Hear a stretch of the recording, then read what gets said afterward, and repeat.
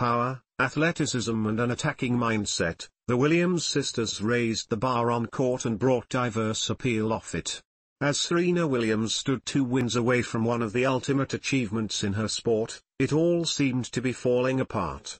For 10 months between 2002 and 2003, she had established a level of dominance not seen since the greats of the previous century. On a warm January night in Melbourne, though, she was on the brink of a crushing defeat, trailing Kim Clijsters 1-5 in the 3rd set of their 2003 Australian Open semi-final.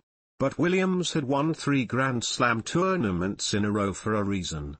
This was a time when she seemed almost unbeatable in the biggest moments.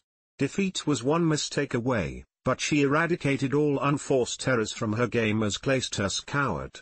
Williams saved 2 match points, she won 6 games in a row and then she held off her sister, Venus, in their 4th successive Grand Slam final to seal the Serena Slam.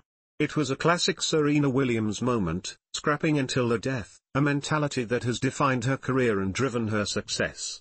Until you're shaking hands with them, they do not think they're going to lose, laughs Mary Careo, the former doubles champion turned broadcaster.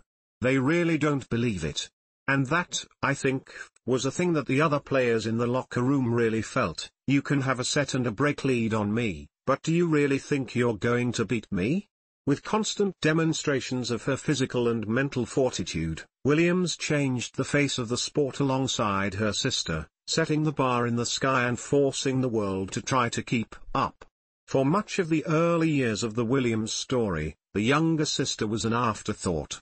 Venus had entered the storm first, validating the endless hype in her debut at 14 years old, nearly beating Arantxa Sanchez Vicario. A year later, Serena's career began with a relative whimper, a 1-6 dismantling in the first qualifying round of the Canadian Open.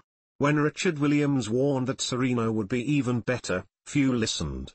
While Venus always drew power from her height, Serena took time to fill out her frame, which would play a defining role in her growth.